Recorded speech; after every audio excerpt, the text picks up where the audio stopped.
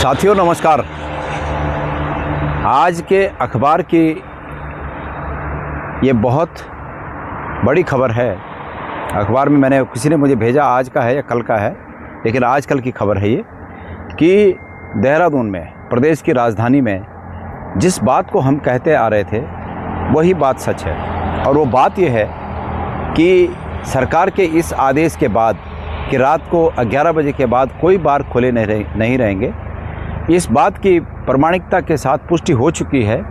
और उस पुष्टि में पुलिस के मुख्य अधिकारी ही शामिल हैं, जिससे ये बात प्रमाणित हो गई है कि रात को 12:30-1 बजे तक अवैध तरीके से राजपुर रोड पर बार चलते हैं। मामला ये है, बड़ा दिलचस्प मामला है कि पुलिस के आईजी लेवल के एक अधिकारी, जो कि तथाकथित रूप से प्रदेश में मुख्यमंत्री जी के राजनीतिक सहयोगी बने हुए हैं, वो रात को 12:30 बजे तक किसी बार में थे। और निश्चित रूप में बार में जिस काम के लिए जाया जाता वही काम में संलग्न थे। ऐसे में एसपी देहरादून ने किसी की शिकायत पर वहाँ दबिश दी, वहाँ छापा गए, वहाँ जांच की। और जांच में जब उन्होंने अपने बहुत बड़े अधिकारी को ये देखा, सामने देखा, तो निश्चित रूप है वो असहज हो गए। असहज होने पे उनको वो आईजी लेवल के जो अधिकारी थे उन्होंने डांट टपट कर भगा दिया और एसपी ने एसएसपी महोदय को ये खबर की।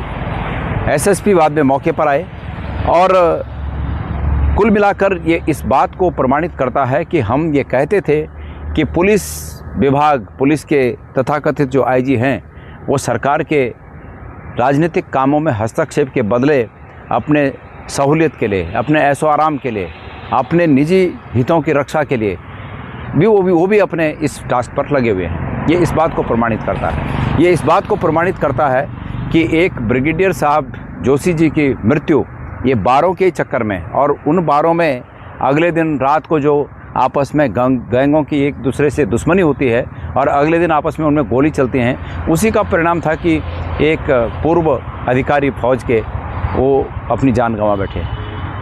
कुल मिलाकर प्रदेश में अफरा तफरी का माहौल है। कानून व्यवस्था नाम की चीज़ नहीं रह गई है। और ये सिर्फ और सिर्फ इसलिए है कि इन आपराधिक गतिविधियों को सरकार का संरक्षण प्राप्त है, खास करके मुख्यमंत्री धामी जी का संरक्षण प्राप्त है।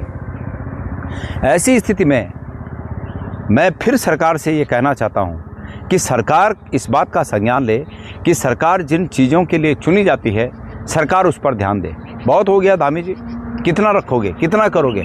इसलिए चूँकि अधिकारी अगर राजनीतिक कामों में लगते हैं तो मुख्यमंत्री भी उनके एहसान तले दब जाते हैं, और ये उसी का परिणाम है। एक दूसरे की चमड़ी बचाना। ये मुख्यमंत्री जी की चमड़ी बचा रहे हैं और मुख्यमंत्री जी अब इनकी चमड़ी बचा रहे हैं, और इसमें इस दोनों पार्टों में अंततोगत्वा जनता पिस रही है। इसलिए इसके लिए मैं मांग करता हूं सरकार से कि इस पूरे प्रकरण की तटस्थ जांच के लिए एक कमेटी बने और उसमें तटस्थ लोग हों, सरकार के लोग न हो और न्यायिक क्षेत्र के लोग हों। एक जांच बैठे और इस प्रकार के अधिकारियों को बख्शा न जाए, ये हमारी मांग है। और ये इसलिए आवश्यक है कि पटरी से उतर चुकी कानून व्यवस्था की जो स्थिति है उसको वापस पटरी पे लाया जाए, लोगों का विश्वास बहाल हो, इसलिए ये आवश्यक है। तो मैं मांग करता हूँ कि मुख्यमंत्री जी इस जांच की कार्रवाई को तो निश्चित रूप में अंजाम दें, ये हमारी मांग है। धन्यवाद।